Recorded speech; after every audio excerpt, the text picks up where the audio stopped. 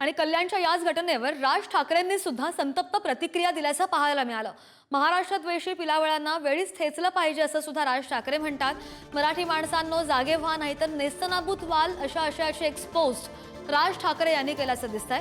कल्याणच्या घटनेवर स्थानिक खासदार आणि आमदार गप्प का आहेत असा ठोस सवाल सुद्धा राज ठाकरेंनी श्रीकांत शिंदेंना उपस्थित केलाय। तिथले स्थानिक खासदार आहेत श्रीकांत शिंदे। सत्ताधाऱ्यांना त्यांची लाचारी लखलाभ असंही राज ठाकरे म्हणतात। राज ठाकरेंचा महायुती सरकारवर घणाघात पाहायला मिळाला आणि मनसैनिकांनी थैमान घातलं तर आमच्याकडे बोट दाखवू नका, राज ठाकरेंनी खळखट्ट्याचा इशारा सुद्धा दिलाय। बरं, त्यांनी जी एक्सपोज केलेली आहे मनसे अध्यक्ष राज ठाकरेंनी, आपण त्यावर सुद्धा एक नजर टाकतो ग्राफिक्सच्या माध्यमातून।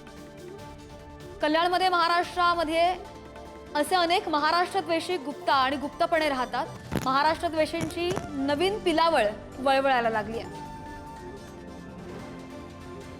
महाराष्ट्रद्वेषी पिलावळांना वेळीच ठेचलं पाहिजे। मराठी माणसं आता तरी जागा हो, अन्यथा हे तुमच्या पायाखालची जमीन खेचतील। राज ठाकरेंनी संतप्त होत ही एक्सपोज केली आहे। तुम्ही कधी नेस्तनाबूत व्हाल हे समजणार सुद्धा नाही।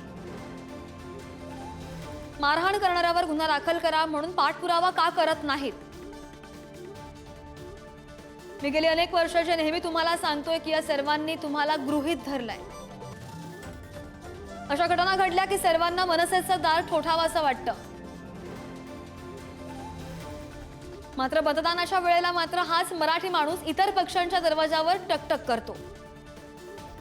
लाडकी बहीणच्या नावाखाली मतं मागणाऱ्यांना हा माझा प्रश्न आहे की ज्यांना मारहाण झाली त्या व्यक्तीची बायको आणि आई तुमची लाडकी बहीण नाहीये का? तुम्हाला तुमचा मराठी बांधव सोडून हे असले मुजोर जास्त जवळचे का वाटतात? तुमची लाचारी तुम्हाला लखलाभ। सैनिकांनी थैमान घातलं तर आमच्याकडे बोट दाखवू नका असं सुद्धा राज ठाकरे म्हणतात। आणि आपण पाहतोय कल्याण मारहाण प्रकरणामध्ये 10 आरोपींपैकी दोघांना अटक करण्यात आलेली आहे। मात्र त्यानंतर आता अनेक स्तरातून पडसाद उमटताना पाहायला मिळतात। यावर काँग्रेसचे नेते विजय वडेट्टीवार यांनी सुद्धा संतप्त प्रतिक्रिया दिली आहे। एक्सपोजद्वारे त्यांनी सुद्धा निशाणा साधलाय, आपण पाहूया। कल्याण सोसायटीमध्ये मराठी माणसाला अखिलेश शुक्लानं मारहाण केलेली घटना अतिशय चीड आणणारी आहे।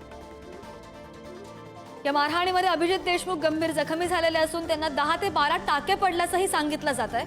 काँग्रेसचे नेते विजय वडेट्टीवार यांची हे एक्सपोज। मारहाण करणारा अखिलेश शर्मा मुख्यमंत्री कार्यालयाची धमकी कोणाच्या जीवावर देत होता हे सत्य पुढे आलं पाहिजे। निवडणूक झाल्यानंतर भाजप आणि भाजपशी संबंधित लोकांना मुख्यमंत्री कार्यालयाच्या जोरावर मराठी माणसाचे लचके तोडण्याचा जो प्रकार सुरू केला तो तत्काळ थांबवायलाच हवा असंही काँग्रेसचे नेते विजय वडेट्टीवार म्हणतात।